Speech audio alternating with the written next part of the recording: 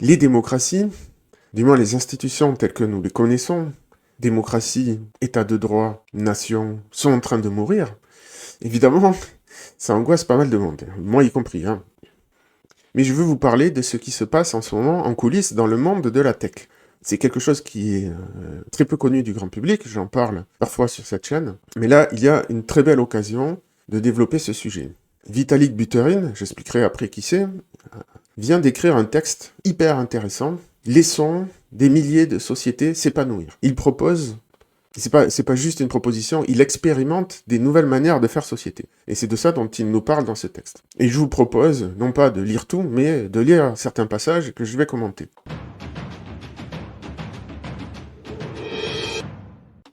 Vitalik Buterin, c'est ce jeune homme qui est non pas un petit génie, mais un vrai génie. Quand il a découvert Bitcoin, les crypto-monnaies, il s'est dit « Ah mais ce truc c'est génial, mais on va l'améliorer ».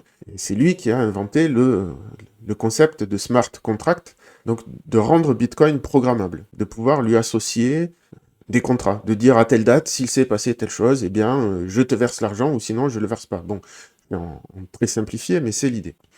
Il est devenu extrêmement riche, alors je connais pas sa fortune, probablement plus que milliardaire, et il aurait pu se contenter de ça, mais en fait, il fait partie de cette mouvance politique que j'appellerais les bro-tech, les frères de la technologie, les geeks si vous voulez, qui à travers le monde de l'open source en sont venus progressivement à faire des expérimentations sociales. Moi je viens de ce monde-là, en tant que directeur technique, je participais du monde open source, où les règles, en fait c'est difficile à expliquer aux gens comment ça se passe, parce que ça ne rentre pas dans le cadre traditionnel.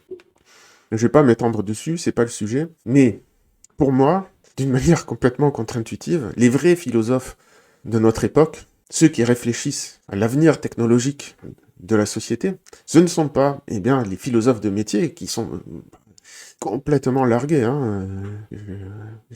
En tout cas en France, hein, je ne vois pas un seul philosophe proposer une réflexion intéressante sur la technologie et la société. C'est toujours dans le catastrophisme, alors là, je prends Eric Sadin, parce que lui, il est presque caricatural, et il a pignon sur rue. Donc bah oui, oui, la démocratie ne fonctionne plus, en fait, tout simplement. Ça, je le dis souvent, notre système institutionnel est en crise parce qu'il a été inventé pour résoudre les problèmes d'une époque, et aujourd'hui, il y a d'autres problèmes qui se posent. Ouais, j'appelle ça les démocraties zombies, qui sont en train de se transformer en outils de propagande et de surveillance pour se préserver. Ils sont gangrénés par une bureaucratie qui est en roue libre. Hein. Et malheureusement, la plupart des philosophes sont juste des réacs, en fait. Ils ne sont pas au courant de ce qui se passe dans les coulisses. Et voilà de quoi il s'agit. Vitalik et beaucoup d'autres des gars de la tech, hein, encore une fois, dont je fais partie. Mais lui, il a lancé une initiative, Zouzalou. Qu'est-ce que c'est ce truc? Ça s'appelle un pop-up village. Ce sont environ 200 personnes qui se sont réunies pendant 2 mois dans un lieu particulier. Donc des gars de la tech, des gars qui se connaissent, qui partagent des intérêts communs, la longévité, le rationalisme, les IA et d'autres choses. Donc c'est une expérimentation sociale qui fait partie vraiment d'un mouvement, pour l'instant discret, mais d'un mouvement d'ensemble. Je ne vais pas tous les citer, mais là, il en mentionne quelques-uns. L'un des plus connus, c'est Balaji Srinivasan, avec son livre L'État réseau, et qui est moteur là-dedans, mais il y en a plein d'autres. Donc les villes, je ne sais pas comment on dit en français, les charter cities, donc ce sont des villes qui tentent d'appliquer, de mettre en place des lois propres au sein d'un État hôte. Voilà, il y a plein d'initiatives. En fait, les gens de la tech sont, en tout cas une partie des gens de la tech sont des défenseurs de la liberté. Et ils considèrent que aujourd'hui, ça marche de moins en moins bien au sein de l'État-nation. Donc il faut inventer d'autres choses. Voilà, il dit dans ces communautés, il y en a qui sont de gauche, il y en a qui sont de droite, il y a un peu de tout. Il y en a qui se focalisent sur des villes, d'autres sur des cultures ou sur des pays. Il y a toutes sortes d'initiatives à tous les niveaux. Donc il nous fait part de son retour sur cette expérimentation de Zouzalou qui a fonctionné, qui a très bien fonctionné, je ne vais pas tout lire, ça serait trop long, et qui a même fait des émules. Mais il dit aussi que ça a des limites. Bon, ben voilà, c'est cher parce que de louer un lieu pendant 2 mois pour une seule fois, bon, il y a plein de difficultés à dépasser, et donc il réfléchit, en tout cas il défend l'idée de communautés qui ont des nœuds permanents, des lieux où elles s'inscrivent physiquement. Et il dit, il y en a déjà certaines, que pour le coup, je connais pas. C'est la première fois que j'entends parler de ces initiatives-là, pourtant je suis ça de près, mais bon voilà. Ce passage me semble particulièrement important. Il dit, l'une des critiques les plus répandues de la société moderne, c'est qu'elle est en même temps atomisante et autoritaire. Et en fait, oui, les deux vont ensemble. Plus on est atomisé, plus c'est facile d'être autoritaire, puisqu'il n'y a pas de contre-pouvoir. Et que l'argent est un pouvoir fongible qui peut, finalement, petit à petit, grignoter les fameuses séparations des pouvoirs qui ont été mises en place pour éviter les abus de l'État, du Léviathan, qui est détenteur du monopole de la violence légitime. Donc, l'autoritarisme a toujours été un danger. C'est les philosophes des Lumières qui ont mis en place, qui ont réfléchi à ces institutions, en étaient très conscients. Il dit, il manque des institutions intermédiaires. Alors, je fais une micro-parenthèse là-dessus, parce que en fait, ça a l'air de rien cette phrase, mais c'est hyper important. On vit un changement de paradigme majeur. Voilà. Quand je vous dis que on passe des Lumières aux Lumières 2.0, c'est un peu abstrait, j'en conviens, je peux pas réexpliquer tout à chaque fois. Mais là, je vais faire un micro-focus là-dessus. Dans le contrat social de Rousseau, il dit exactement, explicitement le contraire. Il ne faut pas qu'il y ait d'institutions intermédiaires. Ça a été réfléchi comme ça à l'époque. Et à l'époque, c'était compréhensible. Je pense même que c'était adapté à l'époque. Donc là, ça, c'est une énorme remise en question du fameux contrat social qui a donné naissance aux États-nations. Alors il dit, bien sûr, il y a des institutions intermédiaires, comme les clubs, les églises, les petits business, les associations. Mais il explique que tout ça, c'est de manière inhérente locale. Et ça ne répond pas aux besoins nouveaux, à cause d'Internet, de communautés globales. Et il dit, on pourrait se dire que les multinationales pourraient faire office d'institutions intermédiaires, mais il dit, non, c'est trop impersonnel, c'est trop tourné vers l'économique, il y a trop de forces homogénéisantes, ça marche pas. Donc, et ça c'est vraiment fondamental, ce qu'il dit dans cette phrase, nous avons besoin de quelque chose comme des néo-tribus, des tribus nouvelles, ou d'autres institutions, peu importe, qui permettent l'innovation sociale, dont l'objectif serait la culture. Et alors là, ce mot est hyper important. Je fais aussi un micro-focus là-dessus pour que vous compreniez bien. Donc il fait plein de développements sur ce qu'est la culture, comment les gens conçoivent la culture. Style de vie, les valeurs, mais aussi l'art, l'architecture, la musique. Bon, il y a plein de choses qui sont incluses dans la culture. Mais, ce à quoi nous assistons, c'est à la dissolution des cultures, à cause d'Internet, des réseaux sociaux et aussi des IA. Par exemple, on peut imaginer que demain, avec une IA, on se génère des films ou des séries à la volée, plutôt que de voir des séries Netflix. Ou on pourrait aussi imaginer de demander à une IA de prendre une série Netflix et de changer les aspects qui nous plaisent pas dedans. Dans les deux cas, c'est juste un exemple pour illustrer, mais dans les deux cas, la conséquence de ça, c'est que on n'a plus de référentiel culturel commun. Et c'est déjà le cas, pour tout un tas de raisons. Alors qu'avant, du temps de Rousseau, les choses n'allaient pas si vite. Il n'y avait pas autant de production culturelle non plus. Donc, en fait, le fait qu'il n'y ait pas d'institution intermédiaire à cette époque-là, ça posait pas tellement de problèmes pour conserver une culture commune. Parce que de toute manière, tout le monde partageait à peu près la même vie et allait dans les mêmes églises. Il y avait une culture commune. Aujourd'hui, c'est plus le cas. Et c'est un vrai problème. On a besoin de culture. Et c'est de ça, selon moi, que les philosophes devraient parler. Et pas les techos. Mais bon, comme ils font pas le boulot, il y en a d'autres qui le font à leur place. Et pour le coup, lui, il s'exprime très très bien. Et surtout, il donne des réflexions qui viennent de sa pratique. C'est là où c'est beaucoup plus intéressant que des réflexions déconnectées du réel. Et il aborde la question de comment se fabrique une culture. Parce qu'évidemment, ça peut émerger de la pratique des gens, mais ça peut aussi être influencé par des gens qui imposent des normes culturelles, qui y réfléchissent. Donc on a un mouvement top-down et bottom-up, dans les deux sens. Un mouvement de haut en bas et de bas en haut. Et évidemment, il y a aussi les anciennes cultures. Et il dit, et ça je trouve ce passage très important, mais en tout cas ça rejoint des réflexions que j'ai eues aussi et que je vous propose sur cette chaîne, hein, quand je parle du mismatch, quand je vous dis que pour la spiritualité, il faut aller chercher dans les anciennes traditions spirituelles, mais il faut aussi les rafraîchir grâce aux sciences modernes. Ben, il dit la même chose là, mais pour la société. Il dit il y a beaucoup trop de choses qui ont changé. Donc la croissance économique, les communications digitales, les réseaux sociaux, le contrôle des naissances, la pilule contraceptive, c'est un énorme changement anthropologique, ça, dans la société. Vous imaginez pas tout ce qu'avant, ils étaient obligés de mettre en place pour gérer ce problème des naissances qui n'étaient pas toujours souhaitées. Donc la pilule, ça a changé énormément de choses. Bon, voilà, les systèmes éducatifs qui sont plus les mêmes, etc., etc. Donc il dit, les cultures d'avant, qui sont de la sagesse accumulée, ben, sont parfois plus du tout adaptées. C'est pour ça que ceux qui se réfugient dans les religions qu'ils connaissent, je comprends pourquoi ils font ça, mais pour moi, c'est une réaction face au monde moderne, mais il faut s'adapter au monde moderne. Donc il parle pas de religion, hein, lui. Là, c'est moi qui rajoute.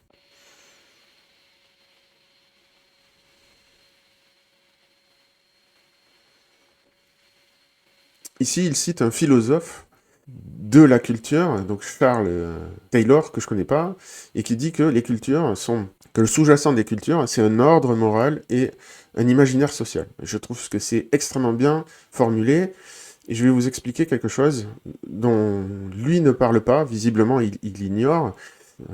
Ça fait partie des recherches que je fais de mon côté. Donc ici. Je vais vous expliquer un petit peu. Alors, je suis en train... C'est plus long que ce que je pensais, malheureusement, mais je suis en train de finir ce bouquin. Mais ici, là, regardez bien, je parle de guerre culturelle. Nous sommes au sein d'une guerre culturelle. C'est la guerre, quelque part, des anciennes cultures dominantes. Et comme elles vont, de mon point de vue, s'autodétruire, un peu comme avant, quand il y avait deux empires qui se battaient l'un contre l'autre et finissaient par s'autodétruire, ça laissait la place à des nouvelles cultures. Et ces nouvelles cultures, c'est exactement de ça dont on est en train de parler. Elles sont là, elles sont en train d'émerger. Donc tout ça, ça va être une période difficile, hein, socialement, à traverser, qui va durer peut-être une ou deux générations. C'est pour ce siècle, disons. Mais donc moi j'ai une approche de techos, de technicien de la culture. J'ai pas une approche de philosophe. J'approche ça avec la cybernétique, avec la systémique. Alors c'est des mots un peu barbares, mais qu'est-ce que ça veut dire? Et qu'est-ce que ça apporte par rapport à cette approche plus philosophique? Bon, j'ai lu ce livre. Ça parle de l'intelligence collective. Mais en fait, et c'est tout le sujet de mon bouquin en fait, je décortique comment fonctionnent les intelligences collectives en général. Et en fait, ce qu'on appelle culture, c'est une intelligence collective, émergente. C'est ce que démontre ce livre. Et il permet de comprendre les mécanismes qui font émerger une intelligence collective. Alors je me rends compte que c'est un petit peu abstrait pour les gens, et je vais essayer de ne pas faire un tunnel trop long pour vous faire toucher du doigt ce que c'est, ces histoires d'intelligence collective. Donc Joseph Henrich donne plein de détails, et c'est absolument passionnant, donc si le sujet vous intéresse, je vous invite à le lire, hein. Un prodigieux voyage au cœur de la nature humaine, c'est vraiment une révélation ce livre. Hein. Donc ça montre que la culture a des effets magiques. Vous prenez des explorateurs avec toute la technologie moderne, vous les mettez à l'Antarctique, bon, ils vont survivre quelque temps, en fonction des réserves qu'ils auront pris avec eux. Mais au final, ils vont tous mourir. Alors que des Inuits, avec très peu d'outillage technique, hein, ils survivent et ils prospèrent même dans cet environnement-là. Et qu'est-ce qui fait la différence? C'est la culture.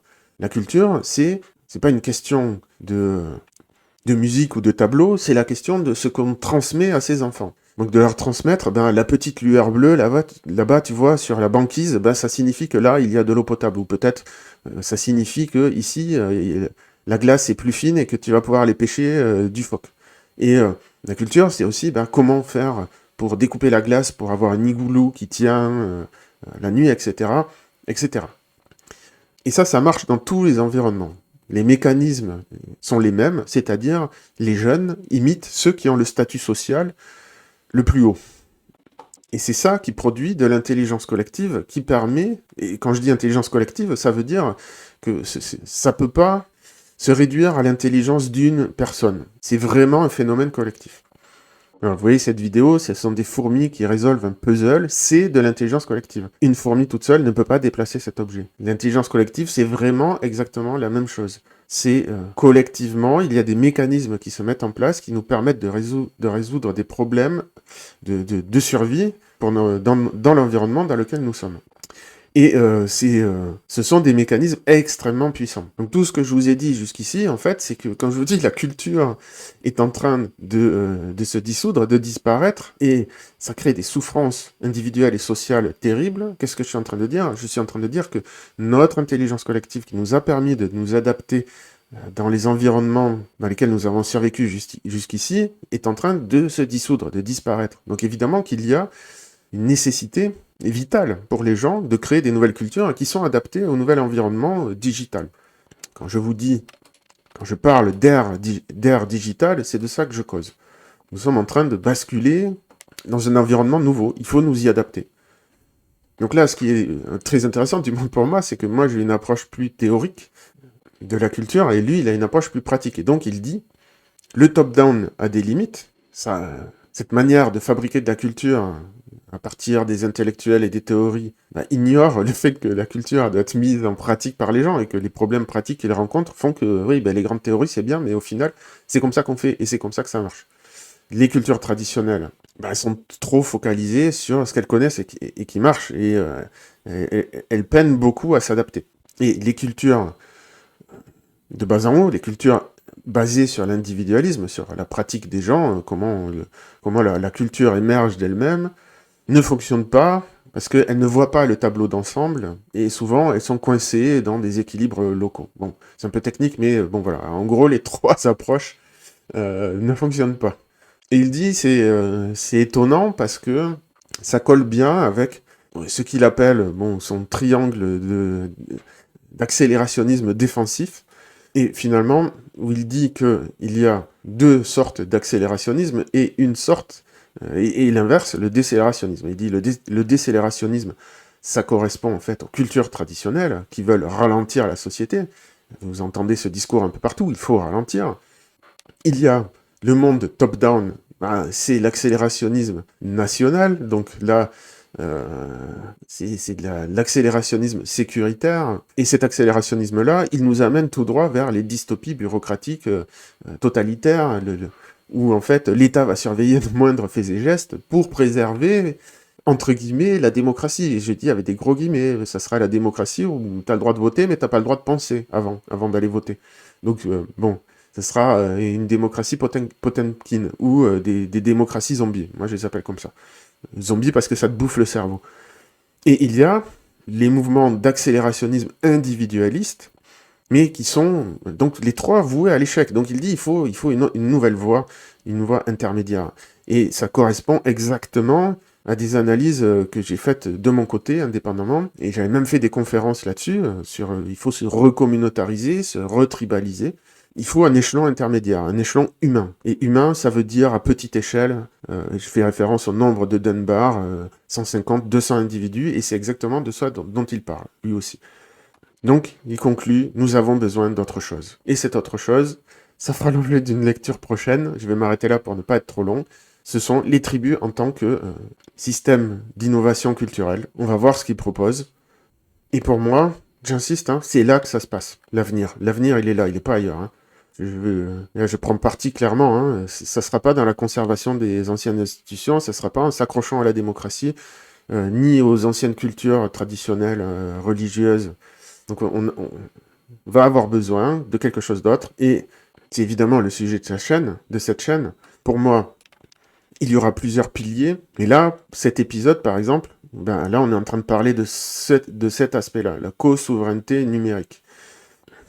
Mais c'est un tout. Quand je vous dis réconcilier science, spiritualité, société et santé, de quoi je suis en train de parler en vrai? Je suis en train de parler d'une nouvelle culture. Donc c'est difficile pour moi, mais qui ne suis pas un roi de l'éloquence, d'expliquer tout ça de manière simple et évidente. Donc tant pis, je le fais quand même, parce que j'estime que c'est vraiment important. Mais pour moi, un des piliers, ça sera de baser tout ça sur une philosophie naturaliste, sur des pratiques spirituelles, Ça, c'est la partie où moi, je me sens plus à l'aise parce que j'ai plus de vécu là-dedans et j'ai développé une nouvelle approche de la méditation basée sur les sciences cognitives. Vous pouvez aller voir ça sur ma boutique qui fonctionne très bien. Sur moi et les élèves précurseurs qui qui ont sauté le pas. Mais voilà, c'est un tout, il y a tout à repenser en fait.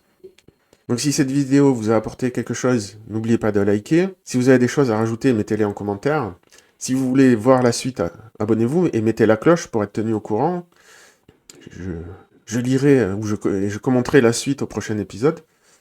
Et s'il y a des sujets que vous avez envie que je commente ou de partager ou de faire connaître auprès des spectateurs de la chaîne, n'hésitez pas à me les soumettre. Donc, je suis un ancien directeur technique, donc avec des grosses compétences techniques en informatique, sans vouloir me vanter. Et tout mon temps de loisir, je l'ai passé dans des pratiques spirituelles, pas de la théorie, de la pratique. C'est pour ça que des fois, je suis pas toujours à l'aise pour en parler, parce que j'ai pas forcément développé tout un vocabulaire sur ces choses-là.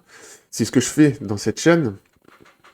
Je formule petit à petit une philosophie. Mais après, il faut que je me plie au jeu de YouTube, donc de proposer des vidéos avec des thématiques intéressantes. Donc si vous avez des sujets qui vous intéressent, n'hésitez pas à me les soumettre, ça me donnera l'occasion de développer certains points, car je suis beaucoup plus avancé sur la théorie maintenant que ce que je peux décliner dans mes vidéos, ou ce que je distille dans mes vidéos. Donc voilà, s'il y a des sous-sujets qui vous intéressent, bah, n'hésitez pas.